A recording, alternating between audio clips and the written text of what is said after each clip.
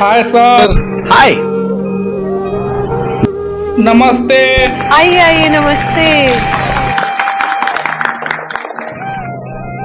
कैसे है, कैसा लग? मैं क्या हूँ, कैसा हूँ, क्या बताऊँ सर। ये जिंदगी सर मुझे बहुत तकलीफ देती है सर।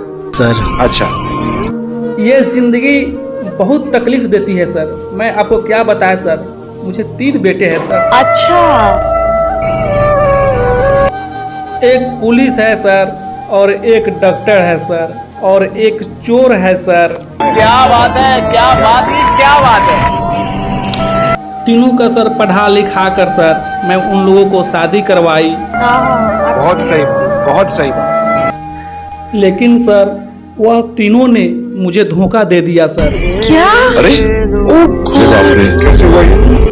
क्योंकि बुढ़ापा आ गया है ना सर, इसीलिए सर। अच्छा। घर से उन्होंने निकाल दिया है मुझे। मैं तो अब आंखों से अंधा हो चुका हूँ। उन लोगों की गलती नहीं है, पूरा गलती मेरा किस्मत का है सर, कि मैं अब इधर उधर घूमता हूँ सर, मांग चीन कर सर खाता हूँ सर। अरे बाप रे। ये जिंदगी बहुत तकलीफ दुख वाली है, क्या करे, किस्मत तो हमारी है, सहना ही पड़ेगा। बेटा अभी तक समझ नहीं पा रहा है कि उसका पिता बच्चों को प्राउड फील कराने के लिए क्या क्या नहीं कर रहा है। सर घर में माता पिता भी है सर, उनका भी तबीयत खराब हमेशा रहता है सर, उनका भी इलाज करवाना पड़ता है सर। किस्मत साथ नहीं दे रही है सर। कहाँ से पैसा लाऊं सर, कुछ समझ में नहीं आ रहा है सर, कैसे इलाज कराऊं सर। आपके पेरेंट्स बीमार हैं, आपकी फैमिली को होना चाहिए वहाँ पे। सोच नहीं पा रही हूँ कि आपके बेटे को अभी तक वैल्यू क्यों नहीं है, जब तक आप हो यहाँ पर।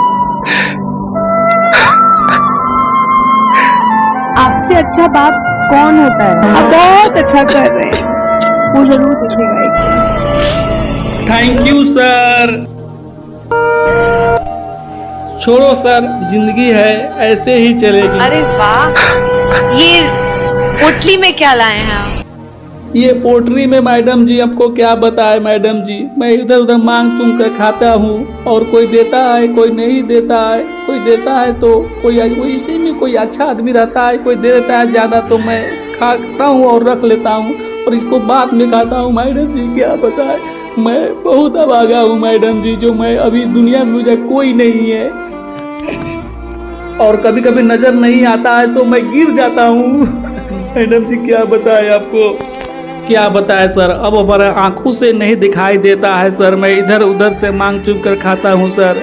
अब मेरा तीनों बेटा ने सर मुझे घर से भगा दिया है, और सर मैं बुढ़ापी अवस्था में सर मैं कहाँ जाऊँ, क्या करे सर, समझ नहीं आ रहा है सर। मैं अपने आप को बदनसीब हूँ सर कि मैं 3 औलाद सर पाला, लेकिन एक बेटा भी मुझे साथ नहीं दिया है सर। इज्जत से रोटी कमा के खाने वाला भगवान के बराबर होता है। Thank you sir. इस दुनिया में लोग क्या नहीं कर रहे पैसा कमाने के लिए, चोरी कर रहे, झूठ बोल रहे हैं, बस खाली पैसा चाहिए पैसा। और आप हमको मनोरंजन करके पैसा कमा रहे हो ताकि आपके घर में दे सके। माँ तो 9 महीने पालती है, लेकिन एक बाप जिंदगी भर बच्चे को पालता है, कैसे खाएगा। माँ तो सोचती है कि आज मेरा बेटा कैसे खाना खाएगा, और बाप सोचता है कि मेरे बच्चे जिंदगी भर कैसे खाएंगे। तो मैं आपके बेटे से बात कर सकता हूँ किसी तरह? ओके सर, मैं तो बात करा सकता हूँ, लेकिन सर मुझे बहुत डर लग रहा है, क्योंकि वो तीनों सर बहुत बहुत बुरा लड़का है सर, लेकिन फिर भी सर मोबाइल को उन्होंने स्विच ऑफ कर दिया है। स्विच ऑफ कर दी? कोई बात नहीं, आपके बेटे से बात करने की कोशिश की, लेकिन ये शो तो जरूर देखेगा। नहीं देगा तो उसका दोस्त देखेगा, कोई ना कोई बताएगा। मैं कुछ कहना चाहता हूँ, मुझे लग गया, बहुत दिल पे लग गया। मैं आपको कुछ नहीं कहूंगा बच्चा, आप बच्चे हो, लेकिन इस तरह जलील मत करो अपने बाप को, प्लीज मत करो। मैं हाथ छोड़ता हूँ यार, ऐसा जलील मत करो। Thank you sir. इस बात पे नाज करो कि भगवान ने आपको ऐसा बाप दिया है।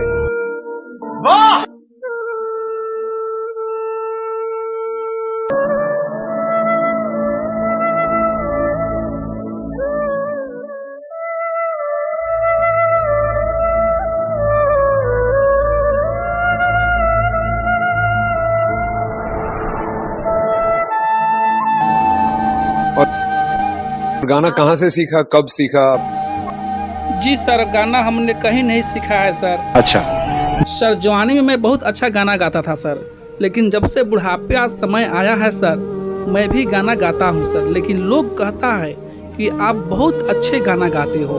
तो सर मैं भी अंदर से फीलिंग करता हूँ कि सही बात है कि मैं भी बहुत अच्छा गाना गाता हूँ इस अवस्था में भी आकर सर। और सर कुछ गांव के लोग बोला कि अरे इंडियन आइडल में जाओ, ट्राई करो, कहीं हो सकता है तो तुम्हारा लिए बहुत कुछ होगा, बहुत आगे निकल जाओगे। बहुत सही प्लेटफॉर्म चुना है, बिकॉज इससे बड़ा देश का कोई प्लेटफॉर्म नहीं है। एक कंटेस्टेंट बन के आ रहा हूं और फिर से वो हिस्ट्री दोबारा क्रिएट कर सकता हूं, तो हमारा आशीर्वाद, हमारा प्यार तुम्हारे साथ। Thank you sir. आज क्या सुना रहे हो आप? ऐसे मतलब कोई फोक वाला गाना सुना रहे हो? आज मैं जो गाना गाने जा रहा हूँ वह बहुत दर्द भरा गाना है, जो सुनेगा वो भी रो पड़ेगा, पूरा हिंदुस्तान भी इस गाने को सुनेगा तो रो पड़ेगा मैडम जी। आज पूरा देश तुम्हें देख रहा है और मुझे पता है कि सबकी दुआएं अभी ना आपके ऊपर है। एवरीबडी सेइंग विनीत तू गा दे, विनीत तू गा दे, विनीत तू गा दे।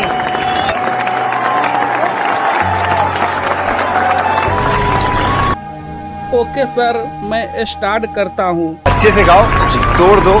जय माता दी, लेट्स रॉक।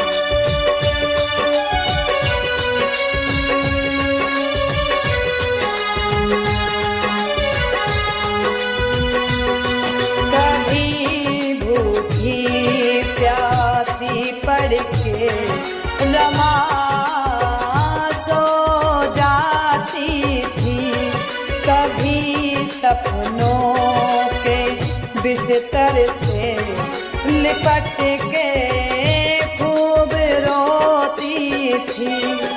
कभी हौसला बढ़ाती थी, कभी आंसू बहाती थी, कभी आंसू बहाती थी।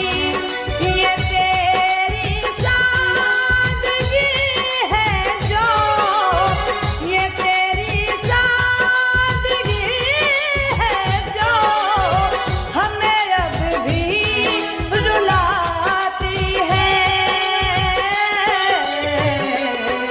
तू रमायद आती है, रमायद आती है।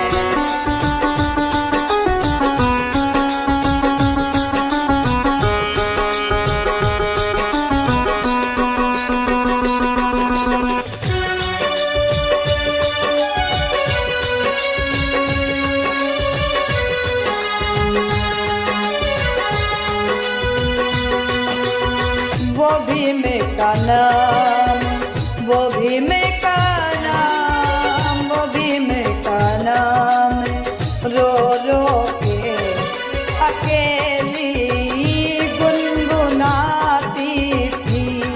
सभी को मिले अधिकार यहाँ, यही वो चाहती थी।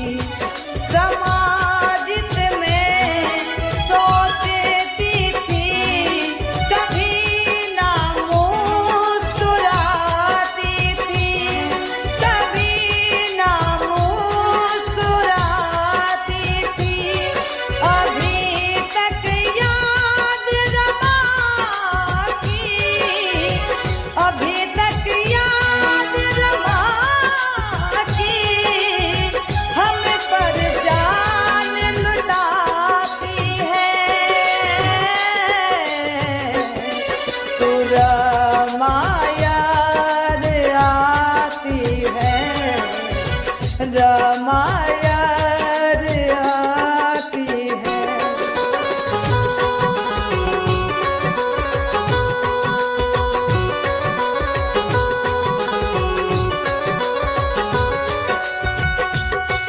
जहाँ खड़े होते थे बाबा, इतिहास बन जाता था। हिंदू रमेश का वो काम बन जाता था। आज उनका ये उपकार हमको याद आता है, उपकार याद आता है। वो दुखिया गरीब अकेली, वो दुखिया गरीब अकेली, फटी साड़ी पहनती है। तू रमा याद आती है, तू रमा याद आती है।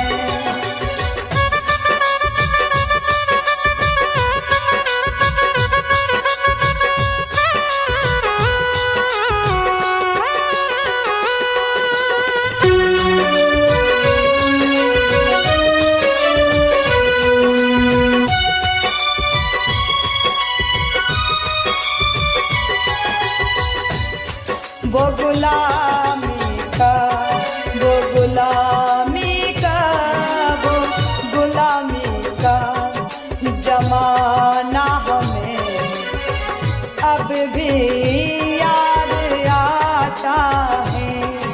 राज रतन भीम बाबा तू याद आता है। अकेले में असली गौतम को महसूस होता है, को महसूस होता है। भीम की बदौलत पायल, भीम की बदौलत पायल, मनुवाद को हटाती है। तू रमा याद आती है, रमा याद आती है। तू रमा याद आती है, तू रमा याद आती है, तू रमा याद आती है।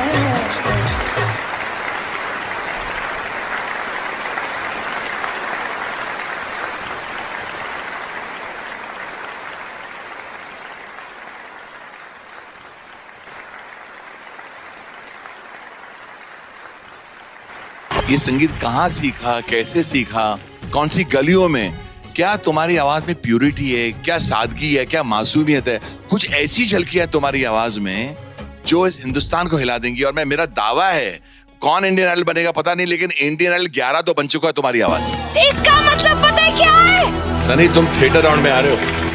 For more updates, subscribe to our channel, click the show links and enjoy watching the videos.